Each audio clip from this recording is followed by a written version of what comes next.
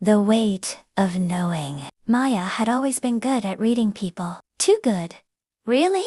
It started small. The way she could tell her mother was about to cry before her voice changed, or how she'd know a storm was coming hours before the clouds rolled in. By the time she was 26, it had sharpened into something she couldn't explain and couldn't turn off. She felt the emotions of people nearby like heat from a radiator, distant and vague in a crowd, scalding up close. Her coworker Daniel was grieving his father. Maya had known this for 3 weeks, before he told anyone. She'd sat across from him in meetings, absorbing his sorrow like secondhand smoke, nodding at spreadsheets while her chest quietly ached for a man she'd never met. The grocery store was the worst. On a Saturday afternoon, she'd push her cart through the produce aisle and get hit with a dozen lives at once.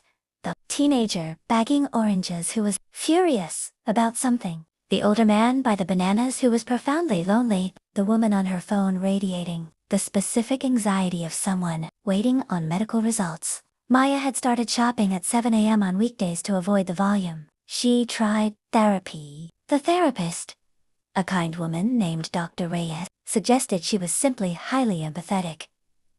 Maya almost laughed. She wanted to say, "I knew you were going to suggest journaling before you opened your mouth." The hardest part wasn't absorbing other people's pain, it was the isolation of her own. When she was sad, truly, personally sad, she could never tell if the feeling was hers or just something she'd carried home from the bus. She'd lost track of the boundaries somewhere along the way. One Tuesday evening, a stranger sat next to her on a park bench. He didn't say anything. He was just calm, genuinely, quietly calm. No grief underneath.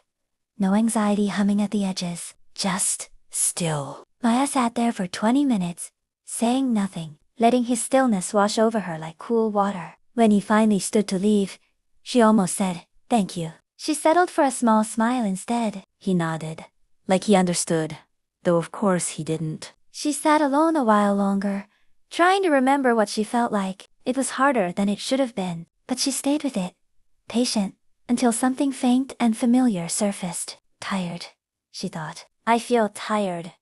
It wasn't much, but it was hers.